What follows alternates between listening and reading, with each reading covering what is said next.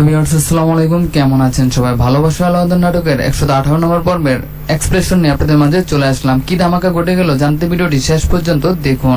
নাটকের শুরুতে আপনারা দেখতে পারবেন অর্ক মানে আমাদের সেই নন্দিনী ছেলে অবাক হয়ে তাকে বলতে থাকবে যে আমাকে একটা গাড়ি কিন্তু কিনে দিতে হবে। আমার অফিসের আমার স্কুলের সকলেই গাড়ি নিয়ে আসে, সকলে আমাকে অপমান করে আমাদের গাড়ি নেই। এখন কথা হচ্ছে নন্দিনীকে তাহলে গাড়ির জন্য সেই মাহিনের কাছে আবেদন করবে। হ্যাঁ ভিউয়ার্স, একটা আবেদন করবে, মাহিন আহমেদ তাকে গাড়িও দিবে। তারপরে দেখতে পারবেন এদিকে নন্দিনীর কাছে ধরা খেয়ে গেছে সেই তানিয়ার বোন, সে যে টাকা চুরি করেছে সবকিছু ধরা খেয়েছে। এখন সে সরাসরি তার কাছে ক্ষমা চাবে এবং কি বলবে যে আপু আমি আর এসব কাজ করবো না, আমাকে জোর করে এসব কাজ করেছে সেই জেসিয়া ম্যাডাম। এসব কথা বলে সেই রাইসা ম্যাডামের দোষ দিবে। তারপরে দেখতে পারবেন কিন্তু সেও এর সাথে জড়িত এবং সে অরিজিনাল একজন চোর। সেই বাসায় থেকেও চুরি করে সবকিছুই তানিয়া জানে, কিন্তু তানিয়াকে বিষয়টা নন্দিনী বলবে না, কারণ নন্দিনীকে বললে তানিয়া তাকে বাড়ি থেকে বিতাড়িত করবে।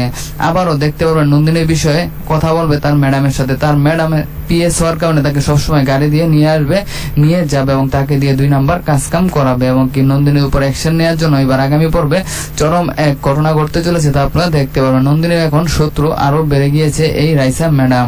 সে এখানে এমডি হিসেবে এসে সকলের যেন একেবারে শত্রু হয়ে দাঁড়িয়েছে। অন্যদিকে শামীম কেন বউ বাচ্চা রেখে এভাবে চলে গেল, ছোট্ট একটা বাচ্চা রেখে কেন গেল, এজন্য তার বাবা মা অনেক বেশি অসন্তুষ্ট।